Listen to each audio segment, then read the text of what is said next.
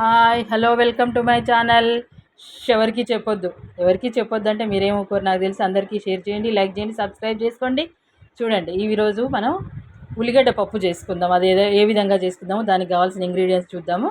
దానికి కావాల్సినవి ఉల్లిగడ్డ, చింతపండు, కందిపప్పు, వట్టిమిర్చి, మిర్చి పౌడర్, ఉప్పు సరిపోతుంది. తర్వాత నెక్స్ట్ చేసే విధానం చూద్దాం. కందిపప్పును తీసుకొని తగినంత కడిగేసుకొని దానికి 1కి 2 సగం దగ్గర నీళ్లు పోసేసి, చూడండి 1కి 2 కానీ 2 సగం కానీ పోయొచ్చు, ఏం కాదు. 2 పోసిన తర్వాత ఇలా ఒక 2 విజిల్స్ వచ్చే వరకు పెట్టేసుకుందాము. 2 విజిల్స్ వచ్చే వరకు మనం ఇప్పుడు చింతపండుని ఈ విధంగా ఒకసారి కడిగేసుకొని నానబెట్టేసుకుందాం ఇలా.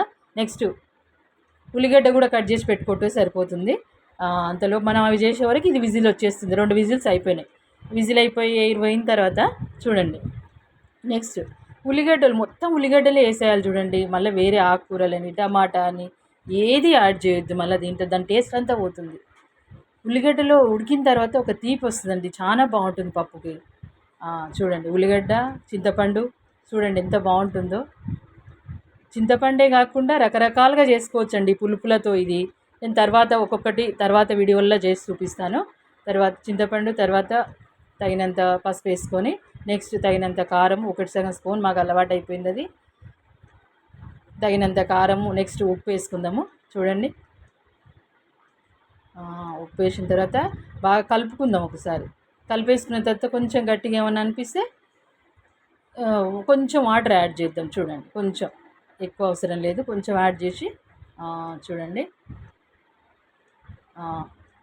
ఒక్క విజిల్ వస్తే సరిపోతుందండి. ఇది చపాతీకి బాగుంటుంది, రోటీకి బాగుంటుంది, దోశలకు బాగుంటుంది, అన్నానికి బాగుంటుంది, అసలు దేనికైనా బాగుంటుందండి. పప్పు బొరుగులని కలుపుకుంటాము, దానికి కూడా బాగుంటుందండి. ఒక విజిల్ అయిపోయిన తర్వాత ఇగో ఇలా గాలి పోయిన తర్వాత చూడండి, పప్పు గుత్తి అంటాం మేము దీన్ని. అది ఎనపొచ్చు, ఎనపకపోవచ్చు.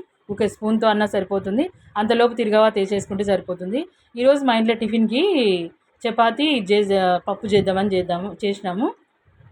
చూడండి, చపాతీ ఆయిల్ లేకుండా మల్టీగ్రెయిన్తో చేశాను. అస్సలు ఎంత బాగుందంటే మీరు కూడా మా ఛానల్ ఒకసారి ట్రై చేసి చూడండి. షేర్ చేయండి, లైక్ చేయండి, సబ్స్క్రైబ్ చేసుకోండి. Thank you.